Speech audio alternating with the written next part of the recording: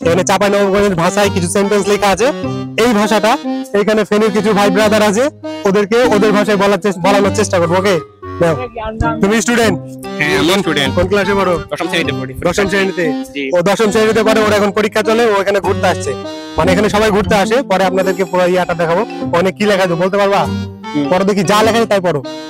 অনেকদিন যা লেখা আছে তাই পড়ো, আগে পড়ো। মেলা দিন হয়ে গেছে গোলা নদীতে গোসল করিনি, নদীতে লোদ দিতে লেখা হয়, নদীতে নাম্বার লাগিয়া জলটা হার ছটফট করতেছে, হঠাৎ করে ফের পট রোদ উঠছে, এত কড্ডের লড়ি গেছে যে পট হইয়া যাবে।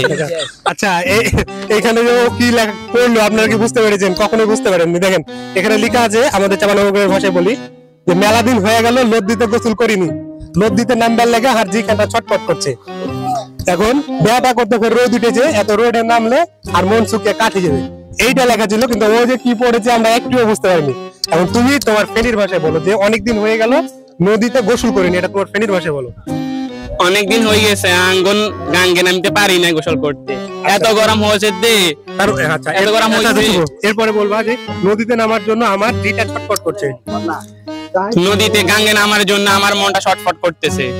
এত রোদ উঠেছে যে নদীতে যেতে পারছি না, এত রোদ উঠছে যে গাঙ্গে নামতে হাঁটতেছি না। এটা হচ্ছে ফেনীর ভাষা। আচ্ছা, আমার কাছে আরো দুই একটা আছে পেপার, আমরা যাব আরো দুই একজনের সাথে কথা বলবো। চলুন। তো কি খবর তোমার? কি এখন আমার সাথে আমার স্যার আহে, স্যারকে এখন আমরা জিজ্ঞাসা করবো যে দিঘির পাড়ে আছে স্যারকে কেমন লাগছে। স্যার কিন্তু বরিশালের ভাষায় কথাটা কইবে, ঠিক আছে? এখন স্যারের কাছ থেকে আমরা জানার চেষ্টা করি, স্যার এখানে এসে দিঘির পাড়ে এসে কেমন লাগছে। আমি তো আছি ফেনীতে, আমি কি ফেনীর ভাষায় বলবো না বরিশালের ভাষায়? বরিশালের ভাষায় বলে। ও আচ্ছা আচ্ছা, বরিশালের ভাষায় বলবো। এইরকম পুহইরে যেকালে আমরা ছোট্টকালে আল্লাহ মোরা যেকাল ছোট্টকালে এইরকম পুহইরে আমাদের স্বাস্থ্য ভাই বা বন্ধু বান্ধব নিয়ে অনেক মেলা ডুবইছি, এত ডুবইছি যে মানে এই কাদা যখন বাইন্দে যায় এই কালে থামছি, মায় বলাইলে থামছি, এর আগে থামি নাই। আচ্ছা, তারপর উঠে গেলে মায়ের পিঠের উপরে তো মায়ের কিছু পড়ছি। আবার যখন পুহইরে হয় নাই, তখন তো একেবারে ইতে গেছি, ওই কি বলে গাঙ্গে গেছি, গাঙ্গে যাই এসছি আমাদের ডুবেছি। গাং আর পুকুর এটা আবার কি? গাং বলতে আপনারা নদী বোঝেন, হ্যাঁ হ্যাঁ, আর পুকুর তো পুকুরি, পুকুর তো পুকুরি। আচ্ছা, পুকুরে আমরা বলি পুহইর।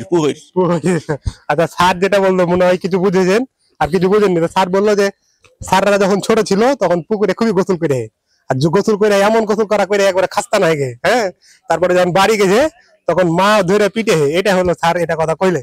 তো শুদ্ধ বাংলা হচ্ছে সারা যখন ছোট ছিল সারা পুকুরে অনেক গোসল করেছে, এবং যতক্ষণ মন ভরে ততক্ষণ পর্যন্ত গোসল করেছে।